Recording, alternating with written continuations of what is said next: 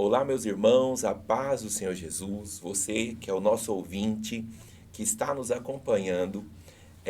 Antes de começarmos a palavra, nós iremos fazer uma oração de agradecimento a Deus e apresentando a Deus esse momento.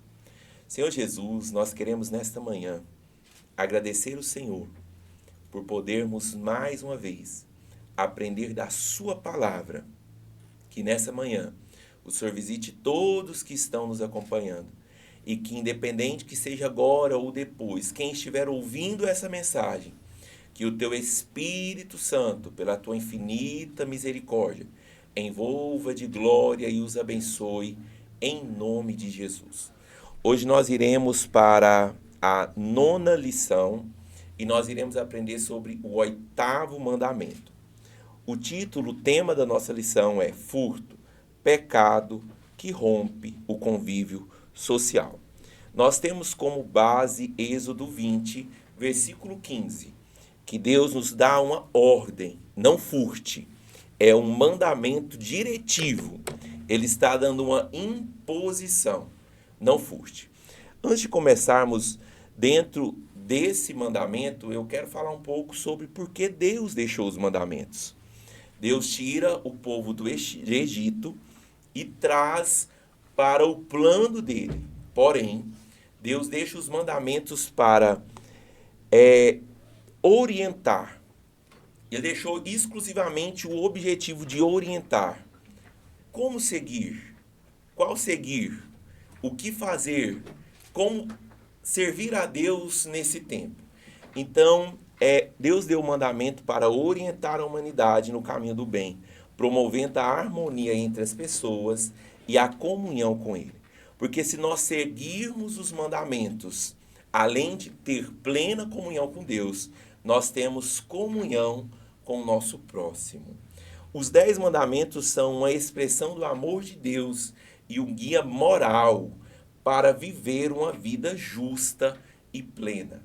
Se nós seguirmos os mandamentos, nós iremos ser pessoas mais éticas, nós iremos ser pessoas mais amáveis, nós iremos não só respeitar a Deus, mas amar o próximo, porque Ele nos ensinou. Lá em Coríntios fala, se não tiver amor, nada vai valer a pena. Então os mandamentos ele vem como com alguns objetivos que por que eles foram dados por Deus? Porque Deus deixou para nós. Ele deixou no sentido de nos proteger. Se nós seguirmos todos os mandamentos que está lá em Êxodo 20, do versículo 1 ao versículo 17, você que está ouvindo e que quiser aprender mais, quiser entender melhor, Êxodo 20, versículo 1 ao 17, vai estar descrito todos os mandamentos. Um guia prático que o Senhor deixou para nós, deixou para Moisés. A palavra do Senhor, tudo que nós aprendemos na palavra do Senhor, independente se foi escrito há mais de 2000 anos, ela tem que se encaixar, ela tem que estar nos dias atuais, nas nossas vivências. Então Deus deixou com esse objetivo de nos guiar, nos nortear. E aqui nós entendemos que deixou para nos proteger. Então, as orientações ajudam a proteger as relações humanas e garantir a justiça. Porque se eu sigo os mandamentos, eu respeito o outro. O espaço do eu não mato, eu não roubo, eu não faço nada que vai diminuir o meu irmão. E também ele deixou no sentido de ensinar.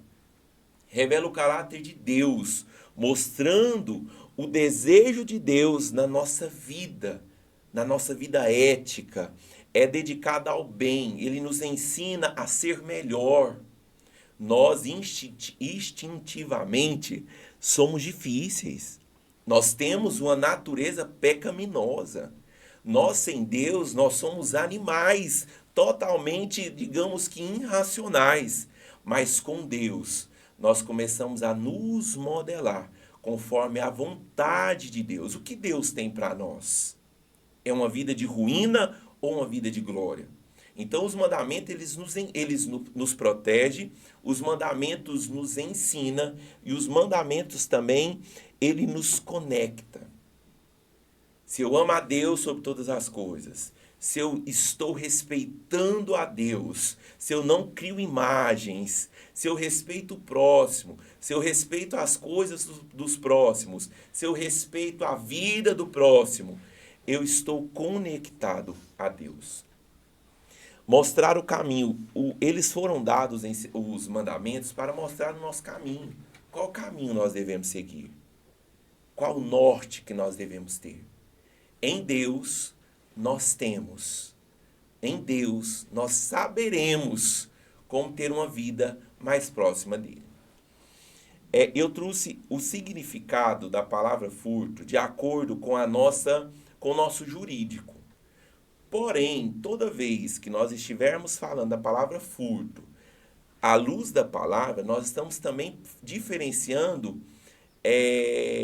o que eu estou tomando posse do outro. Não estou distinguindo, igual na jurídica do Brasil temos a diferença do roubo e do furto. Tudo que eu me aproprio que não é meu, que eu tomo posse do que não é meu, eu estou furtando, eu estou roubando. Então, no original da palavra do mandamento, está descrevendo: não furtarás, não roubarás. É o mesmo contexto, por mais que há uma diferença na nossa lei brasileira. Então, tudo que eu tomo posse que não é meu, eu estou pecando contra Deus e contra as leis. Mas, acima de tudo, eu estou pecando contra Deus. Furto é um ato de subtrair para si ou para outra pessoa coisa alheia móvel, sem o consentimento do proprietário e sem o uso de violência ou ameaça direta. O termo é usado principalmente no âmbito jurídico e se refere a um crime contra o patrimônio da outra pessoa. E aqui nós vamos entender a abrangência desse termo, o significado total dessa palavra. Nós temos aqui dentro do judiciário alguns termos que distinguem, que é o ato de subtrair, pode ser objeto, qualquer coisa que não te pertence. Nesse caso aqui, o que diferencia o furto na nossa lei brasileira do roubo, diferencia-se do roubo quando envolve ameaça, quando envolve violência, entendeu? Porque assim, o furto na palavra dentro do nosso português, ele não envolve violência. Mas o mandamento envolve ou com violência ou sem violência, desde que eu tomo posse do que não é meu, eu estou pecando contra Deus. E também tem a intenção de posse. A pessoa já tem o sentido, a vontade, ela tem a volição de tomar para si algo que não é seu. Então, automaticamente, eu estou pecando contra Deus. No sentido geral, furto pode ser entendido como qualquer ato desonesto de apropriação de algo que não pertence a você. Então, tudo que não é seu, que eu tomo posse, eu estou cometendo um furto, um roubo, seja material ou simbólico. Vamos dar um exemplo. Se eu estou aqui ministrando, e eu acabo pegando um copo que seja um copo da igreja, e eu levo ele para mim, sabendo que ele não é meu. Mas é só um copo, ele custa R$5. Não é sobre valor, é sobre o meu ato, é sobre o meu comportamento. Eu estou tomando para mim algo que não é meu. Se eu vou à casa da minha mãe e lá eu encontro um tecido que eu quero, mas eu não chego a ela e falo: olha, mãe, a senhora poderia me dar esse objeto para levar para mim? Se não ter o consentimento, se eu pego escondido, eu estou roubando. Então, o furto envolve muitas coisas que nós iremos aprender hoje. Eu trouxe o contexto da cleptomania, porque é algo que a gente trabalha em consultório e é muito comum. O que é a cleptomania? É um transtorno de controle dos impulsos, caracterizado pela incapacidade de resistir ao impulso de furtar objetos que geralmente não têm valor significativo ou utilidade prática para a pessoa. Porque eu achei interessante a gente colocar a cleptomania para a gente entender. Às vezes a pessoa está tentando ter uma vida em Deus, porém, ela acaba tendo os impulsos psicológicos que acaba levando a pessoa a cometer um erro. A pessoa já orou, já consagrou, já fez campanha, e mesmo assim ela continua tendo este comportamento. Tomar posse, nem que seja algo tão simbólico, tomar posse do que não é seu. Se eu orei, se eu consagrei, se eu jejuei e não consegui vencer essa necessidade, isso pode ser caracterizado como uma doença mental que tem tratamento. Então nós vamos tratar a mania do roubo também como uma doença. Não é aquele roubo intencional, eu vou roubar isso aqui para vender, para fazer tal. Não. Esse aqui está envolvendo a necessidade de pegar algo que não é seu. Então talvez você está assistindo e o mundo espiritual, ele trabalha junto com o mundo real e o inimigo acaba roubando a sua paz no sentido de tirar a sua paz por essa atitude. Eu quero dizer a você, existe tratamento. Existe tratamento. Dentro da psicologia, nós temos tratamento para esses impulsos. Se não resolver com a psicologia, nós temos até medicação que vai ajudar a tratar esse transtorno. Então, nós vamos falar em todas as mais diversas áreas que envolvem o furto e o roubo. O furto ela é uma ofensa à lei de Deus, porque muitas vezes nós pensamos só no que esse erro vai causar a nós, no sentido real. Então, se eu tomo posse de algo que não é meu, nossa, eu posso até ser preso. Só porque aqui, dentro do contexto bíblico, nós estamos falando além de ser preso. Nós estamos falando que é uma ofensa a Deus.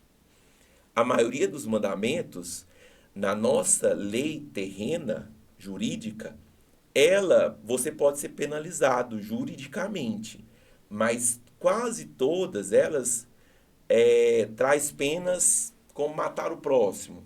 Já imaginou o nível que você vai passar na lei da terra?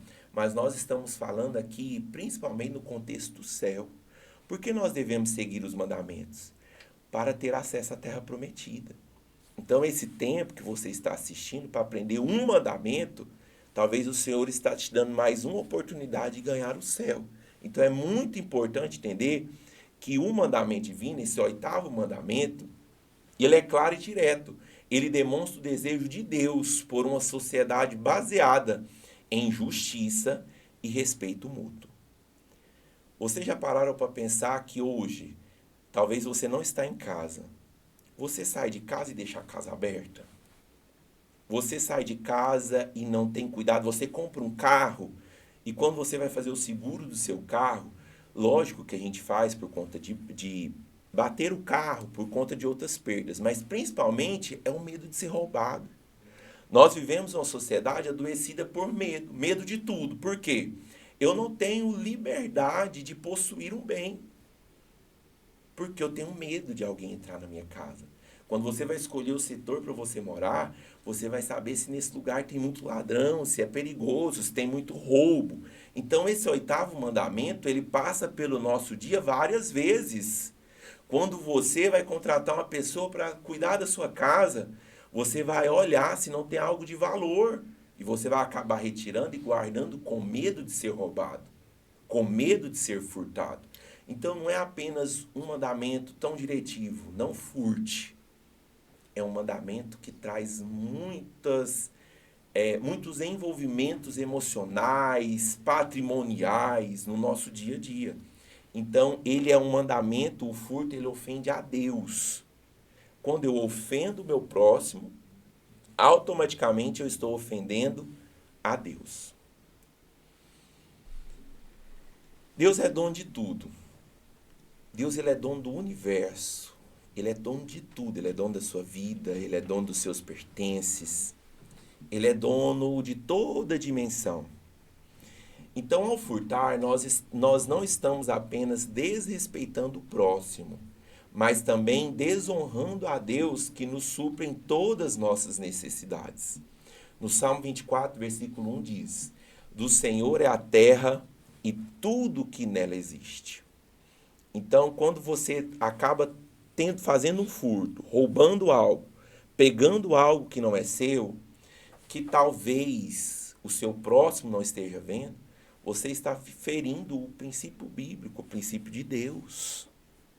Porque você está tomando para si algo que não é seu. E Deus, ele está em todos os lugares e ele vê todas as coisas. Então, automaticamente, você está ferindo esse mandamento. Mas Deus, nessa manhã, nesse momento, nesse horário que você estiver vendo, ele tem uma palavra curadora para sua alma. Fica até o final que você vai entender que aqui estão a lei. Jesus veio não para acabar com a lei, ele veio para fazer a lei acontecer. Mas Jesus também veio junto com ele a salvação. Jesus trouxe junto com ele. Ele rasgou-se o véu e nos deu acesso a Deus. E se até aqui você está me ouvindo e pensando, meu Deus, não tem solução para a minha vida, como ministro do Senhor eu te digo, tem solução sim. Você está aprendendo e o Senhor Jesus, ele te perdoa, ele transforma a sua vida e ele ainda te dá acesso a Deus.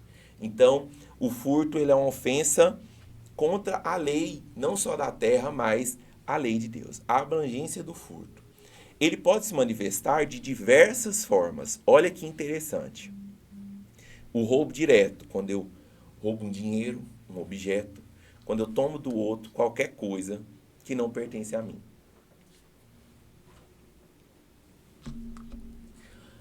O furto também ele pode ser considerado até na desonestidade do trabalho. Você foi contratado para exercer tal função. E você acaba quando o seu gerente, quando o seu gestor, quando a pessoa que te observa não está diante de você e você acaba fraudando horas, você acaba negligenciando as suas funções. Também pode ser considerado um furto. Então é muito maior, envolve muito mais do que apenas tomar do outro. Ah, Robson, mas eu não estou tomando nada do outro. Suponhamos que você trabalha numa CLT, com a CLT, carteira assinada em uma empresa. A sua função é a função de organizar essa cortina. Mas quando ninguém está vendo, você está parado. Você está roubando horas do seu patrão. Você está sendo desonesto. Isso aqui vale para muitas coisas. Quando ninguém te vê, Deus está te vendo. Quando ninguém te olha, Deus está te olhando. Então envolve muito um contexto muito amplo. O furto não é apenas de objeto dentro do contexto bíblico. Ele vai falar de tudo, de todo tipo de desonestidade que refere ao outro. O seu patrão está trabalhando para te pagar e você está roubando o que poderia ser desenvolvido um bom trabalho.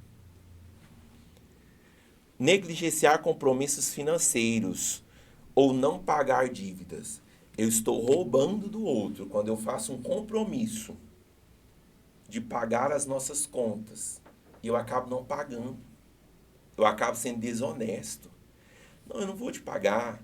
Quando eu vou, eu uso uma energia e a concessora, a empresa responsável da energia, manda o boleto, eu não pago. Às vezes não é porque eu não tenho dinheiro, é porque está no meu caráter de ser desonesto. Eu estou roubando. Eu estou roubando alguém. Ah, eu não estou roubando ninguém, eu estou roubando uma empresa. Atrás dessa empresa tem um dono. E esse dono é uma alma. E essa alma também é de Deus. E tudo que essa alma tem pertence a Deus. Então aqui nós estamos falando de desonestidade, de compromissos financeiros que não são cumpridos. É claro que você que está me ouvindo são todos honestos. Isso aqui não está falando com você, mas se estiver falando, nós devemos como cristão andar na regra, em tudo. Pagando os nossos irmãos, pagando os nossos compromissos. Ah, Rosa, mas eu estou passando uma dificuldade financeira. Compartilha com os santos. Vamos organizar o que está acontecendo. Para que nós tenhamos uma vida plena em Deus. Uma vida plena, um livre acesso. Porque como que eu vou estar aqui ministrando para você, na minha cabeça, imaginando que eu estou devendo o pastor Juarez? Irmãos, isso acaba nos prendendo. Aquilo que te prende, retira da sua vida em nome de Jesus. Deus nos deu todo esse mundo para viver uma vida plena. Então, quando eu acabo sendo desonesto com uma dívida que eu não paguei com o pastor Juarez, eu estou automaticamente não seguindo os mandamentos. E se eu não sigo os mandamentos, eu não estou amando a Deus como Ele nos ensinou. O furto destrói o convívio social. Já parou para pensar? Talvez tente lembrar se alguém já te furtou. Eu acredito que 90% das pessoas já passou por algum tipo de furto. Que seja desde um relógio, um celular, alguma coisa que foi roubado de você. Você não gera um impacto na vida da pessoa não só financeiro, mas emocional? Quando você trabalha para adquirir um bem e automaticamente alguém rouba de você, isso muitas vezes o valor financeiro, o valor que você vai dispendiar para pagar, ele é muito menor do que o valor emocional que isso gera em nós. Por isso que o nosso título é Pecado que rompe o convívio social. Se alguém faz esse mal a você, se ele é da sua família, ali o inimigo já implanta uma rivalidade. Muitas vezes, o que acontece? As pessoas se sentem roubadas, furtadas, na divisão de bens, quando alguém parte e vai dividir uma herança. Ah, mas eu queria o copo X, que era da minha avó, mas a outra prima também queria, a outra irmã queria. Então, tudo tem que ser consensual, para que nós entendamos que um ato desonesto, ele causa um impacto psicológico na vida de alguém. Então, nós precisamos entender que esse impacto na vida do próximo está ferindo um princípio que é amar a Deus. Que nós vamos entender que todos esses mandamentos, eles foram divididos em duas partes. Então, se nós seguirmos esses dois ensinamentos diretivos, nós jamais iremos afetar o nosso irmão, o nosso amigo, o nosso irmão da igreja, o vizinho da nossa casa, o nosso primo, aquele parente que é difícil lidar. Nós iremos tentar ter uma vida em paz com o nosso próximo. O princípio do amor ao próximo. Jesus resume a lei em 2 mandamentos, é o que eu acabei de falar. Amar a Deus sobre todas as coisas e amar o próximo como a si mesmo. Eu trouxe a referência de Mateus 22, versículo 37 e 39. Jesus respondeu: ame ao Senhor, seu Deus, de todo o seu coração, de toda a sua alma, de todo o seu entendimento. Esse aqui resume os 4 primeiros mandamentos, que está lá em Êxodo 20. E este segundo, este é o grande e primeiro mandamento. Este segundo, semelhante a este ame o seu próximo como você ama a si mesmo. Você gostaria de ser roubado? Você gostaria de ser furtado? Você gostaria que alguém tomasse para ele algo que é seu? Eu não gostaria. Eu imagino que você que está me ouvindo também não gostaria. Então, por que fazer isso com o outro? Lembrando que é algo que tenha valor, ou seja, algo simbólico. Não faça com o próximo aquilo que você não quer que faça com você. Se eu amo a Deus sobre todas as coisas, eu não crio outros deuses, eu não crio outras imagens para adorar. E se eu amo o próximo, eu não vou fazer nada de mal ao próximo. E se eu sigo essas 2 diretrizes, eu estou agradando a Deus e eu estou chegando mais perto da eternidade. Por isso que nós estamos aqui, para entrar no céu. Esse é o meu objetivo, entrar no céu, ter a salvação. Então, se você está até agora ouvindo, é porque você também tem esse objetivo. O furto, uma consequência do pecado humano. Por que existe o furto? Raízes do furto. O furto nasce de pecados internos, como a cobiça, a inveja, a ganância. Se eu vou pegar algo do outro que não me pertence, por que eu vou pegar? Para quê? Qual o sentido? Se esse copo não me pertence, por que eu quero esse copo na minha casa? Eu preciso entender de onde surgem os nossos desejos. Todo desejo, ele surge na nossa mente, certo? A palavra do Senhor fala que é lançado dardos inflamados. E esses dardos, ele vem diretamente na nossa mente. Tudo começa aqui. Se eu tenho um desejo, eu preciso controlar esse desejo. E da onde surge essa raiz do furto? Esses sentimentos alimentam o desejo de tomar o que não nos pertence. Então eu preciso entender todos os mandamentos, quando eles são direcionados ao próximo, o porquê eu estou tomando essa atitude, porque eu estou tendo essa atitude. Às vezes é só para suprir uma necessidade do momento, às vezes é só pela nossa ganância ou pela nossa vontade. Não estou falando que nós vamos furtar, mas se Deus deixou como mandamento, ele sabia e ele sabe de todas as coisas que isso iria nos prender em algum momento. Então, qualquer coisa que não te pertence, é tempo de restituir o próximo. Aquilo que você tomou para si, que não é seu, talvez o Senhor está nos orientando a restituir. Logo mais nós iremos entender. O coração é enganoso. Jeremias 17, versículo 9. Enganoso é o coração, mais do que todas coisas. É desesperadamente corrupto. Quem poderá entendê-lo? Irmão, o desejo começa aqui no coração, na mente. Literalmente é na mente. A gente traz para o coração como se fosse um centro dos sentimentos, das emoções, porque manifesta aqui, né? Mas tudo começa aqui. O nosso coração, ele é enganoso. O nosso desejo, quando a gente fala de coração, a gente está falando de desejo. Os nossos desejos são enganosos. Então, por que eu vou pegar aquilo que não é meu? Por que eu vou furtar? Além de estar impactando o próximo, mas o próximo nunca vai descobrir. Eu estou indo contra uma lei diretiva de Deus. Então, eu preciso ponderar. Eu preciso ter cuidado com aquilo que não é meu. Que seja um alfinete, ou que seja algo de extremo valor. Não tome para si o que não é seu. Exemplos bíblicos. Aqui depois vocês podem ler essa referência de Josué 7. Quando a gente fala de Acã, o que nós lembramos? Do pecado de Acã. O pecado de Acã, ele impactou só a vida dele? Não. Ele impactou a vida de muitas pessoas. Como você quer ser lembrado? Pelo homem de Deus, pela mulher de Deus que você é, ou você quer ser lembrado por um erro seu? Acã furtou objetos consagrados a Deus durante a conquista de Jericó, trazendo maldição sobre Israel. Irmãos, Acã pegou algo que era consagrado e levou para sua tenda. E por conta dele tomar posse daqueles utensílios que foram consagrados, ele trouxe maldição para sua casa.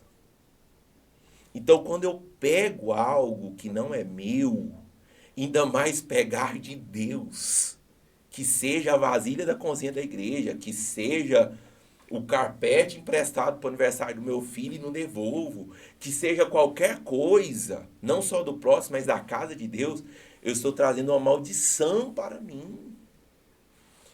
Eu cresci cozinhando na igreja, né? Ajudava minha mãe, hoje a gente cozinha, e muitas vezes a gente está na cozinha, a gente conhece todas as vasilhas da cozinha. Cadê a panela tal? Não sabemos, sumiu.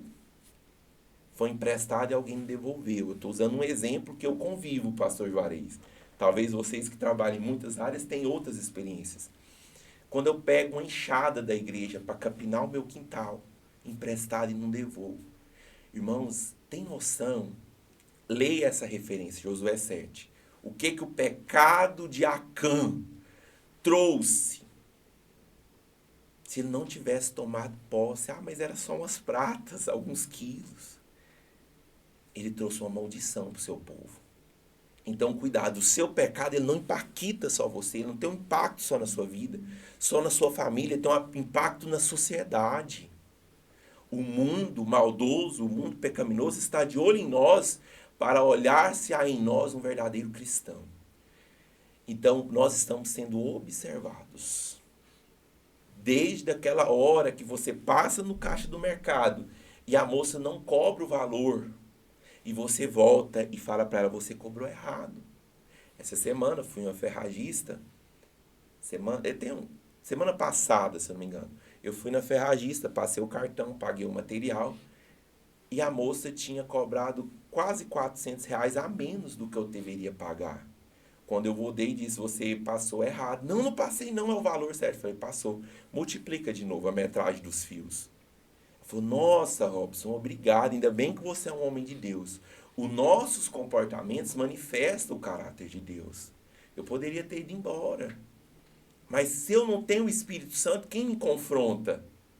Se eu sou uma pessoa que serve ao mundo, eu vou falar, yes, ganhei R$ 400. Mas não. Nós que servimos a Deus, sabemos que quando eu faço mal ao próximo, eu não estou fazendo só ao próximo, eu estou fazendo a Deus, eu estou sendo desonesto.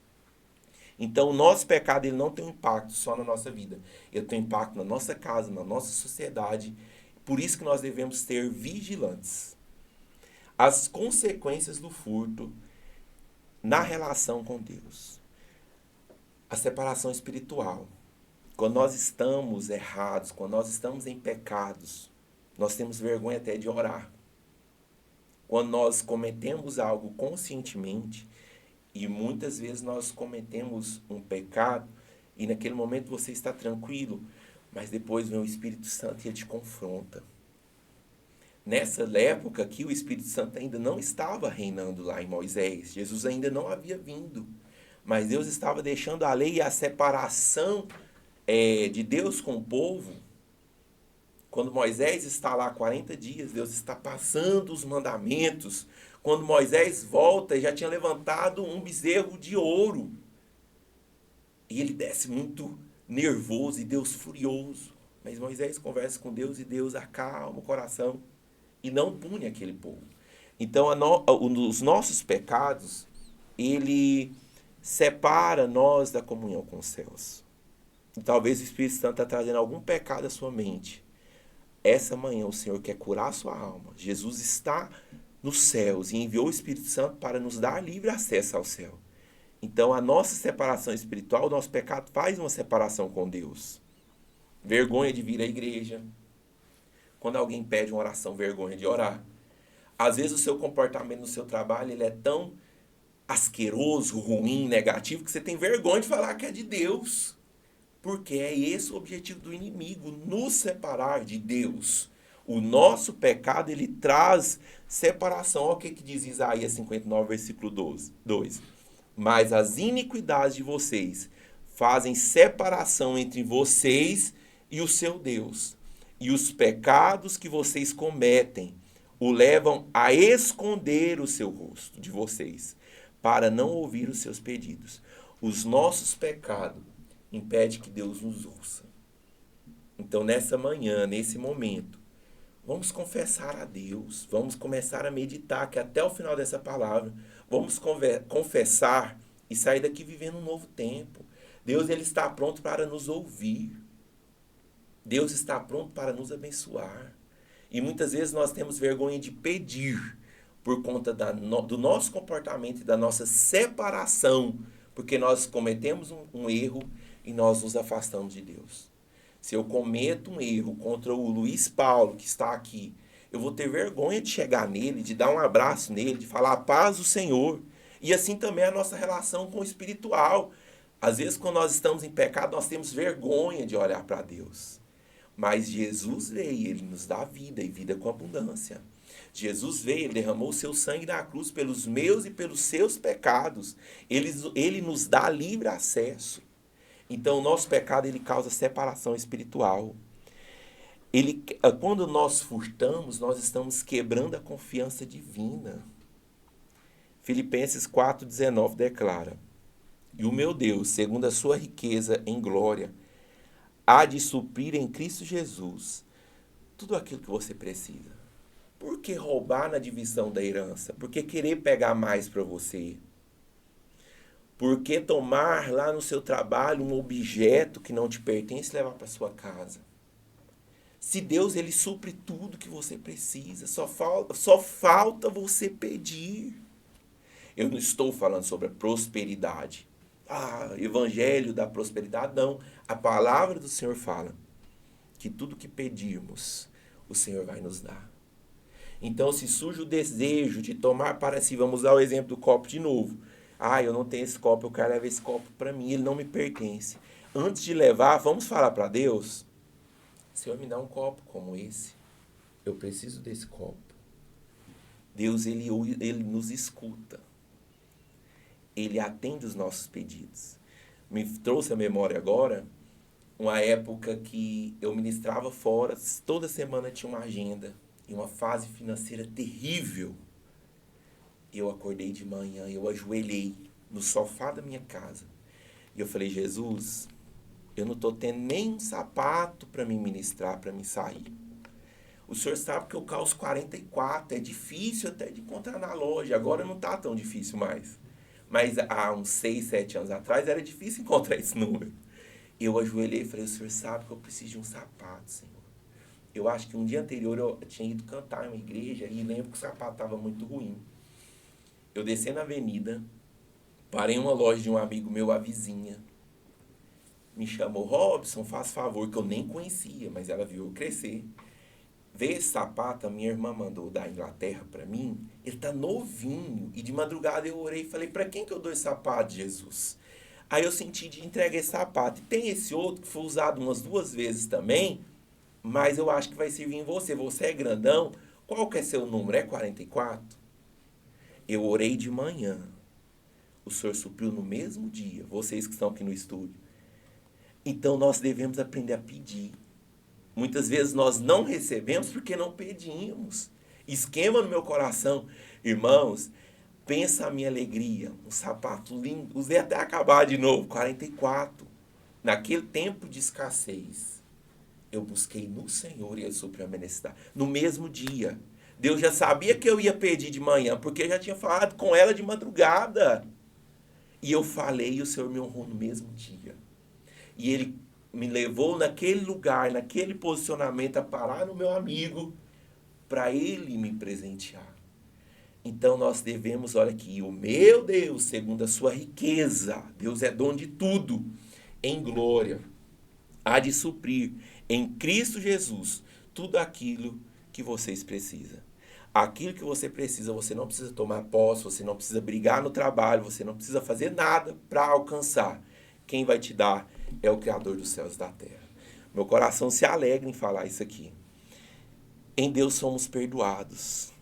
Ah, Robson, eu cheguei até aqui ouvindo essa palavra e eu percebo que eu já pequei demais. E eu percebo que eu furtei demais. Eu percebo que eu tenho a mania de roubo, que eu tenho a mania da cleptomania, o transtorno cleptomaníaco. Não importa. Se você reconhece que Jesus Cristo é o seu Senhor, Ele te perdoa em nome de Jesus. Ele entra na sua alma, Ele entra na sua vida. Talvez o pecado que está te corrompendo, que está te machucando, não seja o furto, seja um dos outros mandamentos, ou talvez não seja, mas você sabe que é algo que degrine o outro, que degrine a sua família. O Senhor está neste momento te envolvendo para te perdoar. Ele está aqui nesse estúdio, Ele está na terra, Ele está no templo, Ele está na sua casa. O Espírito Santo de Deus, Ele entra onde você convida Ele para entrar. Então, se confessarmos os nossos pecados, Ele é fiel e justo para nos perdoar os pecados e nos purificar de toda injustiça. Que você possa confessar ao Senhor em nome de Jesus. Aí em mente que o Senhor está envolvendo você com glória em nome de Jesus. Qual que é o caminho para a redenção e restituição, restauração? Nós precisamos primeiro reconhecer o erro. Quando eu reconheço o que me afasta de Deus, eu estou contemplando o que eu estou errando. Então, quando eu reconheço o meu erro, eu já estou no caminho da cura, no caminho da salvação, no caminho de ser perdoado. Quando eu tenho um arrependimento sincero, aquele que furtava, não furte, aquele que pecava, não peque mais. Arrependa de todo o seu coração, porque o Senhor tem redenção, o Senhor tem restauração. Restituição, essa palavra é muito bacana, porque se eu devo o meu amigo, se eu devo a minha irmã, Senhor, me perdoa porque eu não paguei o Juarez. Eu vou orar, o Senhor vai me perdoar, mas eu preciso restituir o que eu devo a ele. Nem que seja um acordo. Juarez, eu estou te devendo, quanto que você consegue fazer a minha dívida? Eu preciso restituir aquilo que não é meu. Se ele me perdoa, fala, Robson, vá em paz e não me devas mais, eu estou perdoado. Mas se ele fala, Robson, realmente eu preciso receber. Então eu vou fazer em 100 parcelas de 10 mil reais para você. Eu preciso restituir o que eu peguei. Muitas vezes o nosso arrependimento ele tem que vir junto com mudança de comportamento. Se você está aí na sua casa e lembrou que pegou algo da sua amiga e não devolveu, isso é um furto. Você olha a vasilha e fala, essa vasilha é da Maria, mas ela é tapauera, eu não vou devolver. O Senhor está te convidando a restituir em nome de Jesus. Além de pedir perdão, voltar lá, entregar qualquer objeto que seja. E viver em honestidade. Irmão, é melhor comer um arroz branco e um feijão do que ostentar uma vida que não pertence a nós. Do que fintar, roubar, diminuir o outro para estarmos socialmente bem. Nós temos que ter paz com o que nós temos e devemos viver uma vida de honestidade. Nós devemos viver uma vida de honestidade. Grandes empresários envolvendo bilhões de contas para se aparentar bem. E quando eu estou roubando o governo, eu estou roubando alguém. Eu não deixo mas o governo rouba muito. Tudo bem, se você acha isso. Mas quando você está pegando algo que não é seu, você está ferindo tudo isso que nós estamos falando. Então envolve muita coisa. Ah, Robson, todo mundo sonega imposto. Ok, mas você não é todo mundo. Que a sua empresa ela ande pequenininha, mas que você ande o mais justo possível para agradar a Deus. Então nós devemos viver uma vida de honestidade em tudo. Ser honesto em tudo, com todos, com a igreja, com o irmão. É uma palavra muito forte, mas o Senhor tem restauração. E Efésios 4:8 é o versículo que eu acabei de falar. Aquele que roubava, não roube mais, pelo contrário, trabalhe. Tudo que você quer, Deus te dá a oportunidade de trabalhar, fazendo com as suas próprias mãos o que é bom, para que tenha o que repartir com o necessitado. Então nós devemos sim ter o que quisermos, mas com a força do nosso braço que o Senhor nos dá. Aplicação geral. Nós apresentamos que o furto é mais do que apenas um crime. Um crime aqui na terra, ele é um crime contra Deus. Devemos nos arrepender e mudar de vida. Não é arrepender e continuar repetindo. É arrepender e mudar os nossos caminhos. Deus nos convida a examinar o nosso coração. O que dentro do seu coração que precisa ser mudado? O que dentro do seu coração precisa ser retirado? Examine os seus desejos, as suas vontades e agrade ao Senhor acima de qualquer uma delas. Há algo que precisa ser confessado? Tem algo dentro do seu coração que precisa ser confessado? Eu quero convidar todos aqui do estúdio, você que está em casa, a ficar em pé, em nome de Jesus. E eu vou fazer uma oração, você apenas vai colocar a mão assim no seu coração. Porque há um espírito de cura neste lugar aqui dentro. E há um espírito de cura aonde essa palavra chegar. Que seja para uma pessoa.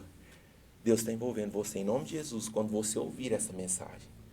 Deus tem algo novo para a sua vida. Há algo que precisa ser confessado. Há algo que precisa ser consertado. Confie no Senhor, pois Ele é capaz de nos dar uma nova vida. Eu quero te abençoar para finalizarmos. Coloca a mão no seu coração. Eu vou te dar 3 segundos para você trazer à memória aquilo que você quer que Jesus mude. Qual o comportamento que você quer que o Senhor Jesus Ele te ajude a superar? Como ministro do Senhor, eu abençoo a sua vida. Confesse na sua mente, fala, Senhor, eu abro mão de tais comportamentos. Senhor, hoje eu vou mudar o meu comportamento, hoje eu vou mudar a minha perspectiva. O Senhor está aqui, o Senhor está onde essa mensagem chegar. O Senhor Jesus, Ele te perdoa. O Senhor Jesus te dá uma nova oportunidade de alcançar o céu. O Senhor Jesus envolve a sua saúde emocional, a sua saúde financeira, a sua saúde espiritual. O Senhor Jesus te abençoe em nome de Jesus, que todo esse peso seja lançado fora em nome de Jesus. Que o sangue de Jesus te cubra e te abençoe. E que você saia deste lugar abençoados. Em nome de Jesus, que você ouça essa mensagem e seja abençoado. Porque o sangue aspergido na cruz, ele é um sangue de perdão, de restauração, de salvação. E ele te dá acesso aos céus. E ele te abençoa em nome do Pai, do Filho e do Espírito Santo de Deus. Eu quero agradecer a todos que estão aqui no estúdio, que trabalharam. E a você que também que chegou até aqui. Que Jesus te abençoe em nome do Pai, do Filho e do Espírito Santo de Deus. Amém.